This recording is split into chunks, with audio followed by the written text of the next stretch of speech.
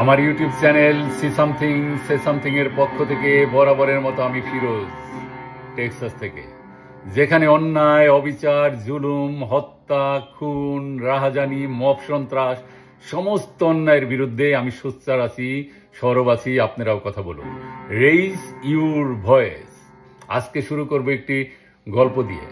আরব্য রজনীর সিন্দাবাদের সেই ভীষণ যাত্রার সপ্তম যাত্রায় সিন্দাবাদ যখন একটা দ্বীপে এসে পৌঁছলো, সেই দ্বীপে সিন্দাবাদ দেখলো একটা বৃদ্ধ লোক, অসহায়, তাকে দয়ালু মনে হইল।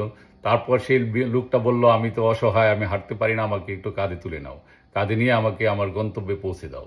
সিন্দাবাদ দয়া পরবশ হয়ে সেই বুড়োকে কাঁধে তুলে নিলেন, কিন্তু বুড়ো আর কাঁধ থেকে নামতে চায় না। কাঁধ থেকে তো নামতে চাই না, বরং তাকে হত্যা করার জন্য দুই পাও দিয়া তাকে কেসকি দিয়ে ধরছে তার গলা, যাতে সে নিঃশ্বাস বন্ধ হয়ে মারা যায়। তারপর সিন্দাবাদ বহু কৌশলে তাকে কাঁধ থেকে আছাড় মেরে ফেলে দিয়েছিলেন। সেই বুড়াটা কে? সেই বুড়াটা হইলো আমাদের ইউনুস। গল্পের ভিতরে যে মিথগুলি থাকে, যে চরিত্রগুলি থাকে, এই চরিত্রগুলির সাথে কিরকম অসম্ভবভাবে মিলে গেছে এই ইউনুস বুড়া। তার বয়স 84। সবাই ভাবলো যে এই 84 বছর বয়সের এক বৃদ্ধ লোক শেষ পর্যন্ত সে হয়তো মরার আগে কিছু ভালো কাজ করে যাবে, কারণ মরার আগে সবাই সাধারণত ভালো কাজই করে। সারা জীবন যদি কেউ আকাম কুকামু করে, মৃত্যুর আগে এসে তারা একটু ভালো কাজ করার চেষ্টা করে। তাই সবাই মনে করলো যে বাংলাদেশের ওই বিশেষ করে লালবদররা, তারা তো আগে মেটিকুলাসলি প্ল্যান করে, যাই হোক, এনিওয়ে সবাই মাইনে এনেছিল। শেষ পর্যন্ত উনি আসলো, উনি এসে ক্ষমতায় বসলো। ক্ষমতায় বসে কি করলো সেই বুড়ায়? সেই সিন্দাবাদের সেই ভয়ঙ্কর বুড়ার মতো সে আইসা প্রথমেই সে তার 600 কোটি টাকা তার যে সরকারের কাছে দেনা ছিল সেটা মাফ করে নিল। তারপরে আরো লেখা নিল যে 2029 সাল পর্যন্ত ওনার কোনো ট্যাক্স দিতে হবে না। এভাবে ওনার নিজের সম্পত্তি উনি একেবারে ফ্রি করে নিয়ে নিল, একেবারে মানে মুক্ত করে নিয়ে নিল। তারপরে করলো কি, বাংলাদেশের যত আনাচে কানাচে, যত চুর ডাকাত, বদমাইশ, সন্ত্রাসী, দাগি, জঙ্গি ছিল, তাদের সবাইকে তিনি থানা থেকে, এই জেল হাজত থেকে ছেড়ে দিল। এমনকি যে জঙ্গিদের জন্য যে অস্ত্র সরবরাহ করার জন্য ধরে আনছিল, যে উই আর লুকিং ফর শত্রুস খ্যাত বিখ্যাত বাবর, তারও ছেড়ে দিল। এরকম একে একে সমস্ত আসামিদের। তারপরে দেশে শুরু হইল অরাজকতা।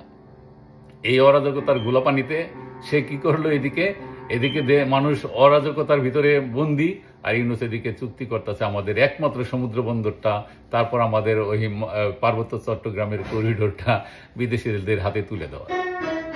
আমাদের দেশের, বাংলাদেশে 3টা সমুদ্র বন্দর হইলেও মংলা নির্মাণাধীন পায়রা আর হইল আমাদের চট্টগ্রাম বন্দর, হইল চট্টগ্রাম বন্দরই একমাত্র বন্দর যেটা দিয়ে বাংলাদেশের সবচেয়ে বেশি জিনিস আমদানি রপ্তানি করা হয় বিদেশের সাথে। আমাদের এই একটা সমুদ্র বন্দর, আর ভারতের 13টা। এই লালবদররা যারা ভারতের সাথে চোখে চোখ রেখে কথা বলতে চায়, তারা কি দেখে না? এই 13টা বন্দর তারা তো একটাও ভাড়া দেয় নাই, তারা তো সুন্দরভাবে চালায় যাইতেছে। এমন যে পাকিস্তান দেউলিয়া হয়ে যাইতেছে, যে দেশটা বেলুচিস্তান স্বাধীন হয়ে যাইতেছে, একটা দুর্বল রাষ্ট্র, সে তো তাদের 3টা বন্দর, একটা বন্দরও ভাড়া দেয় নাই। শ্রীলঙ্কার 4টা, তারা তো একটাও ভাড়া দেয় নাই। এমনকি পাশের দেশ মায়ানমার, তাদেরও 5টা নৌবন্দর, তারা তো একটাও ভাড়া দেয় নাই। তাহলে আমাদের এইটাকে ভাড়া দিতে হবে কেন? হৃদয় কেউ ভাড়া দেয়? বেশ্যারা দেহ ভাড়া দেয়, কিন্তু হৃদয় ভাড়া দেয় না। আর ইউনুস, সে শুধু দেহ না, হৃদয় ভাড়া দেয়। ইউনুস বেশ্যার চেয়েও অধম। সে বাংলাদেশটাকে বিদেশিদের হাতে তুলে দিতে তার কোনো দ্বিধা নাই।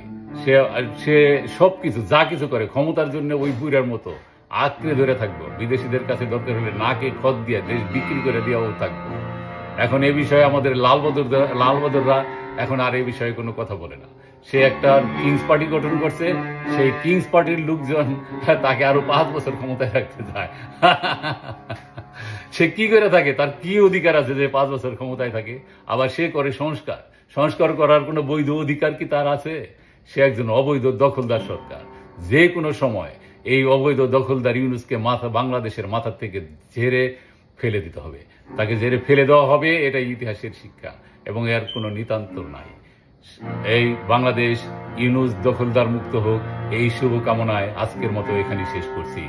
জয় বাংলা, বিজয় আমাদের সুনিশ্চিত। বাংলাদেশ দীর্ঘজীবী হোক।